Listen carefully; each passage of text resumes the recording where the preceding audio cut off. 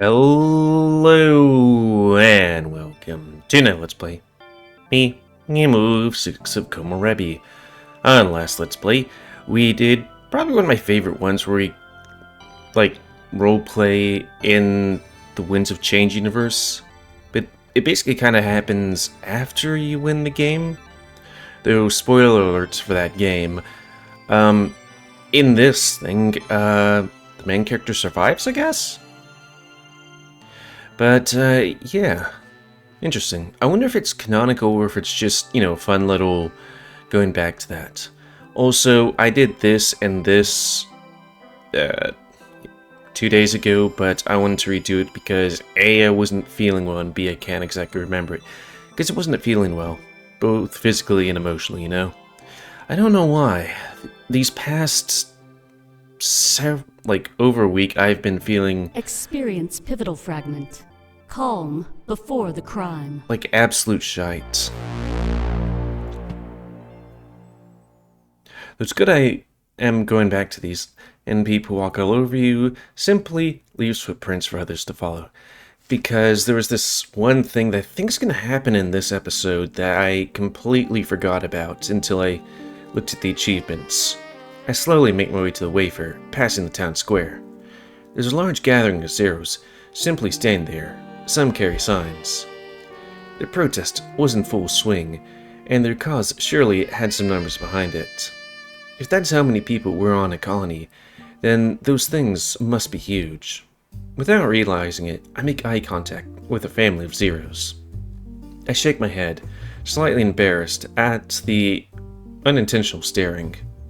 So yeah, I would be talking like this, and you could probably guess a reason why, but then, yeah, I'm talking better now. They smile at me, and I choose to smile back. At least, they weren't weirded out by what I just did.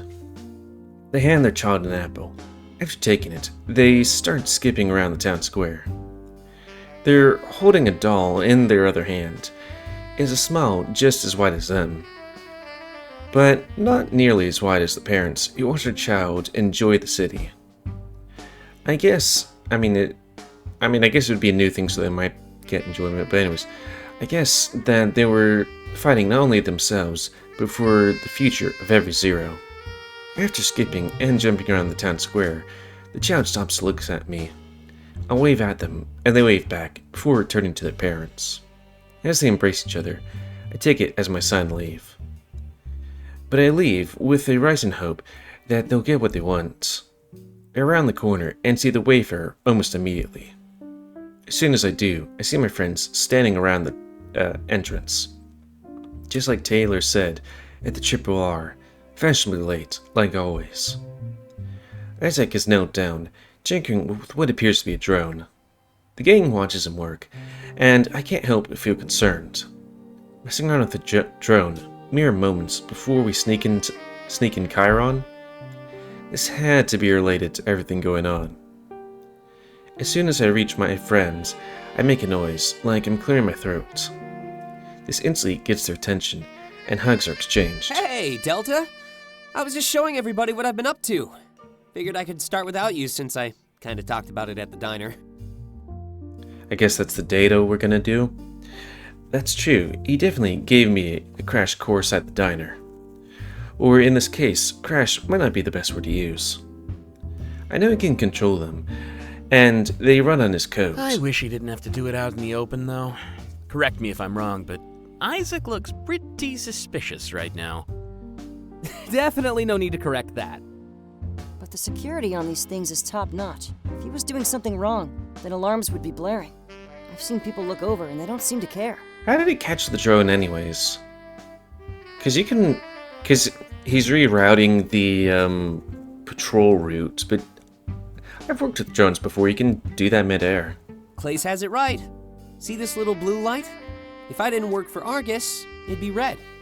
And not only that, but it'd call for help. We'd be surrounded by more drones, and they'd record us. That's only until the Argus agents arrive to arrest us, of course. What are you doing, though? You keep saying you'll explain. Oh, I'm changing the patrol route on this drone. Gonna have it watch the area while we're inside. just in case anything happens tonight. Are you expecting anything to happen? Like, did something happen at your interview? Other than me nailing it? Nope. Even got invited back for a second one. Nice. Oh, really? It's always good when you, within the day of finishing an interview, you get a second one. Yep. And you were all worried for nothing. I wouldn't exactly call it nothing, but it's good to know we're safe. I think he meant to say congratulations. Right. Sorry. Isaac stands up and grabs a piece of paper from his pocket. Without missing a beat, he hands it over to Dante. This is just a piece of paper that says my words. Yeah, you can go ahead and eat them now. Can't believe you doubted me, man. It do be like that. Click. I can definitely believe it. Seconded. Is my keyboard running out of power or something? Look at me and Clace for backup, and just shrug. Isaac has stuck to his word, delivered exactly what he promised. If I were Taylor or Dante, this would be a turning point in how I felt. I'm just glad we're all safe. I nod. Yeah, and I plan to keep it that way. I can check again during my follow-up interview. It's not scheduled yet since New Year's Eve is so close. With a smirk, he lets go of the drone and stands up. It immediately flies off, sticking to whatever route he planned. It's impressive to see him do this. He really is a genius when it comes to tech. Besides, they're super busy with the whole Cypher and Hermes thing. I'm surprised they even had time for an interview given this situation. Yeah, I guess we picked the perfect time to do all this stuff. You mean Isaac picked the perfect time. When you say it the other way, I feel like an accomplice. Technically, you are. But before you can cut in with some snark, I have a question. What did you do at the interview, Isaac? To check if we're safe, I mean. Oh, good question. This actually goes all the way back to our nightclub outing. You know, when Dante dropped those bottles on the street. So much for never mentioning it again. I should thank you for it, actually. It gave me the perfect opportunity. Seriously? Yep. Sure enough, a drone came by to clean it up. But since litter is illegal, it had to look up street cam footage. That's the first thing they do. Try to find out who's responsible. I knew that there'd be no data on Chiron, which is bad. It would immediately flag him as a zero and get us in trouble. I rushed to create his identity and even uploaded facial data. Facial data? Yeah, it scanned our faces and looked for a match in the database. Because I was fast enough, it was able to find Chiron's as well. So, we may be guilty of litter, but nothing more. I promise. For some reason, I just think of the drone from one of those cartoons from the older days where it pulls out two arms with a dustpan and a brush. Whoa, that's pretty cool. Yeah, and it was easy to look into during my interview. When I was at their HQ, all I had to do was pull up the incident report. If we were in trouble, there'd be notation or the case would be escalated. And it wasn't? Nope.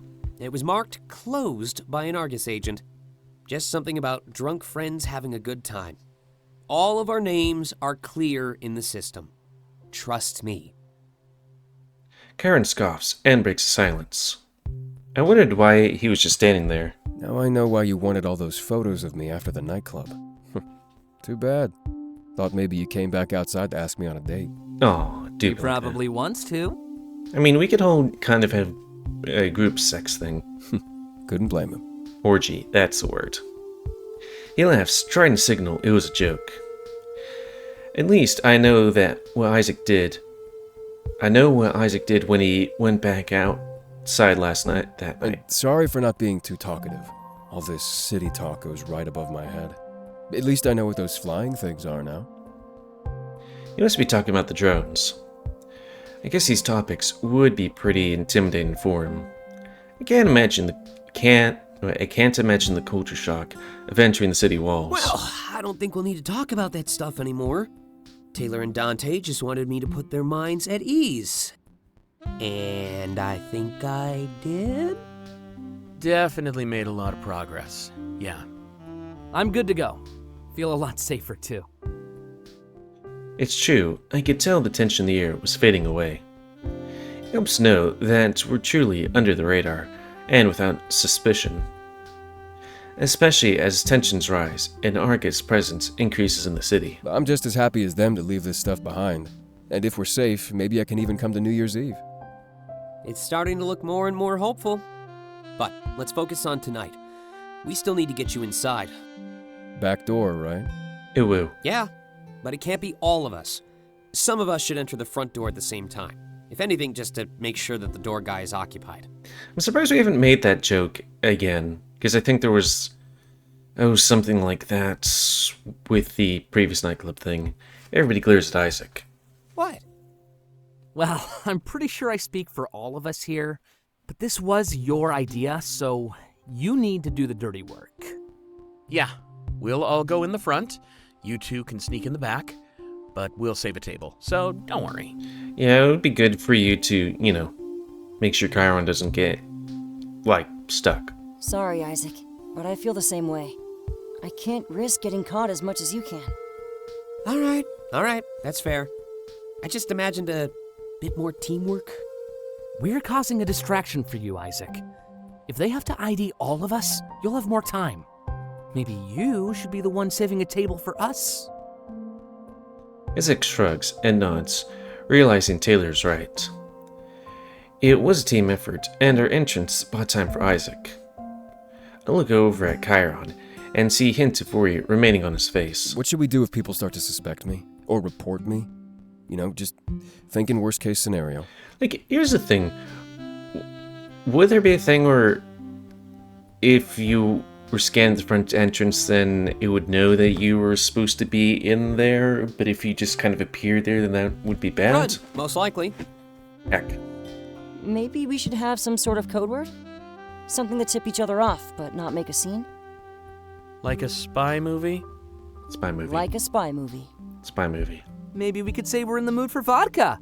Spy X Family? Bad idea. I already am. Do be like that. How about karaoke? We can use that as the code word. I could even sing to cause a distraction. Do they have karaoke in there? Yeah, loaded with a ton of songs, too. Maybe you can sing one of your own, Clace. If I need to, I will. Perfect. If we need a distraction in the bar, Clace can get on stage. But what do we do? Just make our way back home? What if they send out agents or drones to catch us? Run, most likely. But I doubt it'll ever come to that. The scan should work just fine. But I am prepared. Would we be able to run? Because they know where we live, and there's security cameras everywhere and all that, and drones. Isaac waves his phone in front of us with a smirk. I can pull up a live map to help us avoid any drones. If we need to, we'll make it back home without a trace. Is that good? Can we go inside and party now? No, I have to smooch boys. Everyone looks at each other and nods. It seems like we had an entry plan and several exit plans. No matter what happened, we'd prepare to take on the nights. A bit worried about potentially leaving Clace behind while he sings.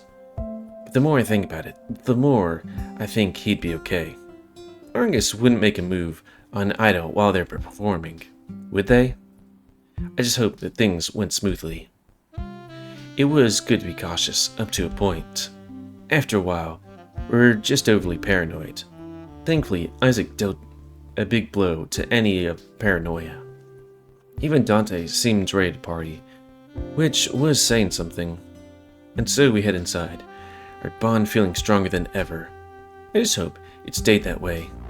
Is this going to be a thing where I'm going to have to choose between one or the other?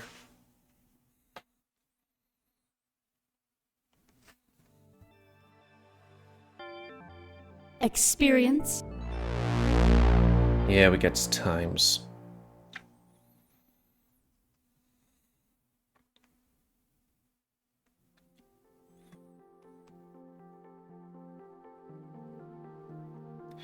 I enter the Triple R and find Isaac sitting at a nearby table.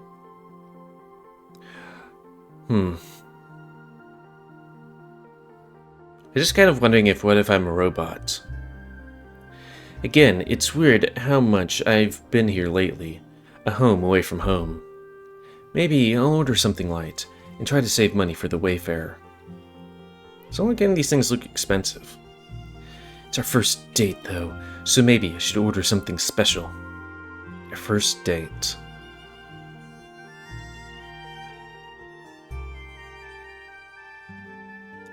What's that thing? A Majira strawberry? What's a Majira anyways? Anxiety rises within me as I face that simple fact. I'm sure it'll be fine though. We're already good friends. And they always say that's how a good relationship starts, right? Isaac waves me over with a big smile on his face. I'm happy to be here after planning this last time we talked. It's always good.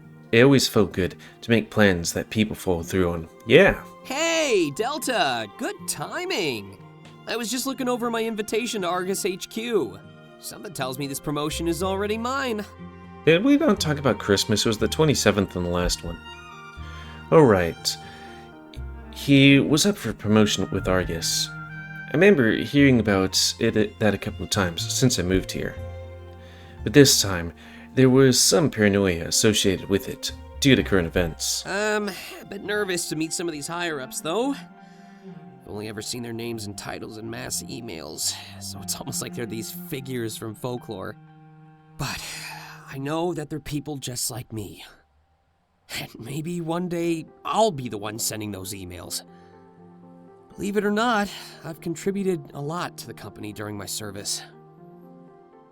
Just his head over towards the window, and I turn to look outside. See those drones buzzing about? I helped Argus optimize the code that they run on. Before my update, they definitely weren't as efficient. That's the cool thing about computers, though. They don't have to think before acting, they can just act. If the code is good enough, they can run purely on instinct. Am I a robot? Or at least, whatever the machine equivalent of instinct is. After my update, the litter in the streets really tapered off. You'd think that'd satisfy me, but I keep reaching higher. That's why I'm so excited about this opportunity. But given the whole Chiron situation, I'm also scared. I tell myself that my actions are morally sound. It seems to help. It just reminds me of this old saying I used to hear. It's better to fall for your own beliefs than cave in the face of others. But we should change the subject anyways. Far too grim for me. And I'd rather not have our first date affected by things like that. You know me, though. The world's leading expert on rambling. But if we're dating, at least now we can have anxiety together. I turn back to face him, and he smiles at me. I didn't know he actually contributed that much to Argus. Maybe he really was held back by wasting his days in retail. Here, look at this. Zip. Looks down at his phone, but tilts his head toward the drones once more. As he starts to tap away on his device, they start to move back and forth. It's clear he was in control, making them do a sort of dance. Manual override, see? For testing optimal flight paths and observing the city. Or in this case, to make myself look extra cool. That is pretty cool, actually. Animals kinda like, I'm just wondering how we're all gonna fuck up.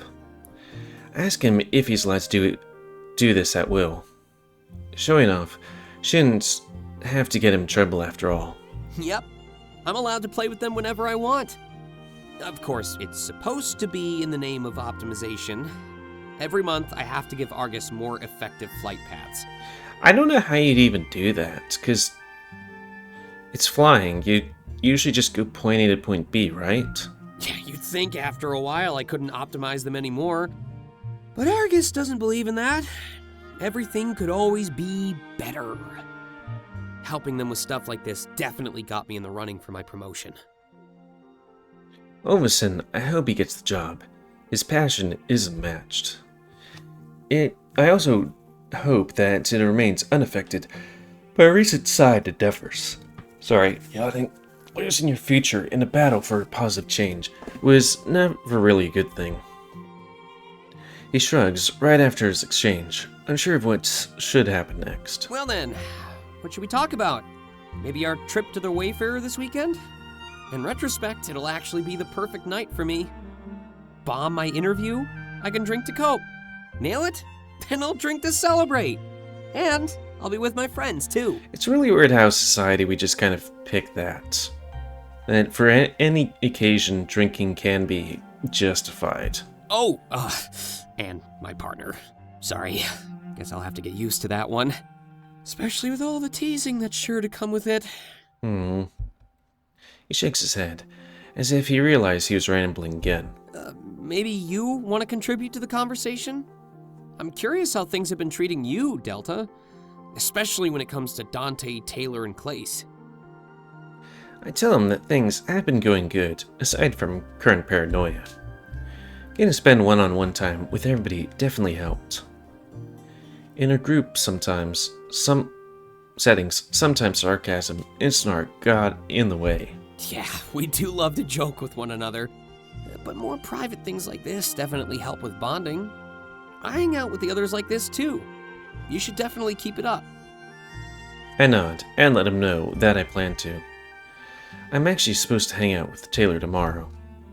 Definitely the first time I see his house. I'm actually kind of excited. Oh, of course. An invitation to Taylor's house. I'm sure you can tell what he's expecting, right? He did the exact same thing to me when we first met. Horny? Not that I mind, though. You're still free to live your life, even if we're dating.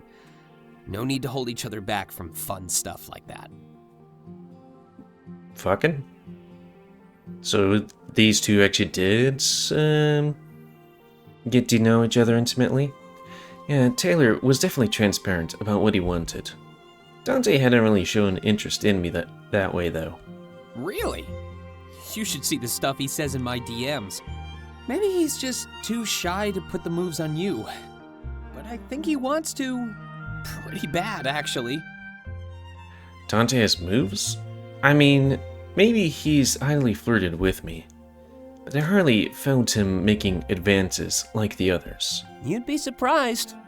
I know almost everything there is to know about these people. Well, except for Clace and Chiron. They're relatively new. But if you ever have any questions, feel free to ask. As long as it doesn't turn into gossip, I'll answer. That's not really my style. Gotta stay in the lines. As intrigued as I am, I didn't come here to talk about other people. I came here to talk to him and get to know him better. Reminds him that this is our first date. Oh, of course, you're right. Sorry, I keep getting sidetracked. Probably just nervous, you know? Well, I guess I'm an open book. Is there something you'd like to talk about? Better hand you the wheel before I steer off course again. Actually, there has been a thing or two on my mind. Ever since I arrived, his vision has been hinted at a couple of times. It seems to be more and more relevant, so I think I want to know about it. Wow, I guess I should have expected that. There's one thing that I'd rather not talk about, and you pick it. Turns out I'm not as much of an open book as I thought. Sorry. It's fine. I'd never force him to speak about his vision. That's why I told him to only talk about it if he's comfortable. Perhaps one day he'll open up about it, though. It's quite intriguing. A bright future, and one linked to our current situation with Chiron. Part of me just assumes this all ends in our favor. But it really couldn't be that simple, could it? I'd rather get to know each other better, if that's okay with you. You know, who we are here and now, and where we came from. A lot better than talking about a future that might not happen, right? I guess that's fair. And if you're going to date, we'd face the future together anyways. So we might as well strengthen our bond here, in the present. I decide to ask him about that jacket he's always wearing. Oh, I do remember that thing, I think. Taylor picks him for it, and he even seems to wear it at work. Everything implied that some sort of deeper meaning to him. Oh, yeah.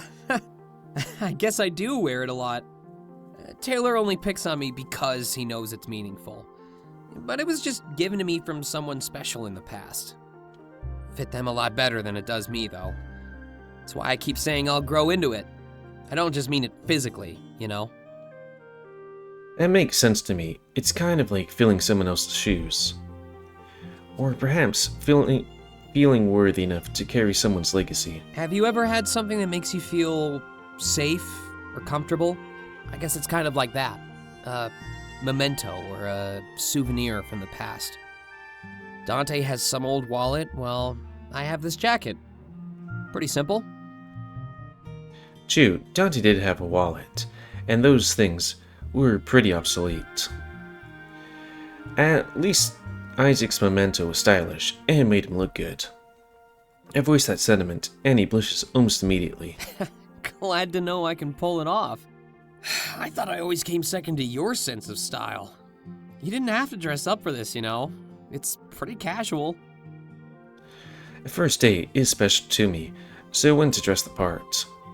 I didn't go overboard, but I wanted to do my best to look good. Presentation is important.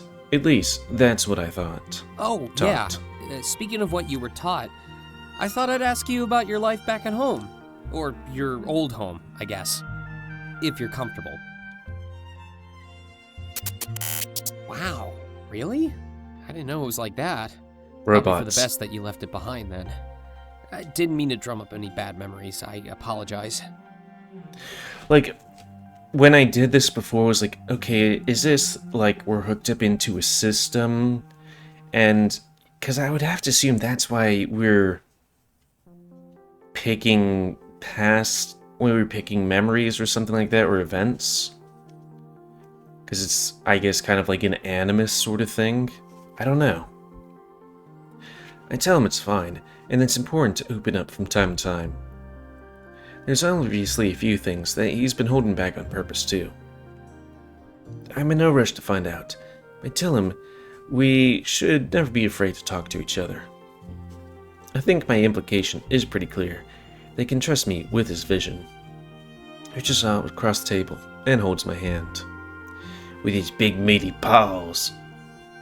I place mine in his, and he squeezes softly. Oh, trust me, I know. It just takes courage, that's all. But I think I'll have plenty of that on New Year's Eve. I plan to tap into it and make our bond even stronger. By tapping into me? It works for me, and actually it makes me more excited. Or I guess tapping me would be a bit more direct. Anyways, the quantum leap is starting to sound better and better. Taylor had a good idea. It should catch on and become a thing. Of course, that's just a hopeful part of me talking. Could easily just evolve into a night of drunken debauchery. Ooh, drunken debauchery. Let's do that. Everyone get naked. And something tells me that Taylor wouldn't mind that at all. Isaac raises my hand up and gives the top of it a soft kiss. Aw, I feel like I know him better now, especially around work and his past. As vague as he was, I am sure the gaps would be filled later on. He grabs the menu by his side and opens it up with a groan. Just what do we order? Food. Well, with that, we're gonna call it. So yeah, with my inability, when I first did this, it took an extra 10 minutes. Guys, hey, stuff and things. So yeah, the end of this Let's Play. So comment, cause I like commenting, but you like tips, otherwise if you like me YouTube and likes to grow, then please like, subscribe, and check out the videos I've grown. Please remember to spay your animals to help control the pit population. And until next time, Let's Play, me, GamerWolfSix of Komorebi. So thanks and see you.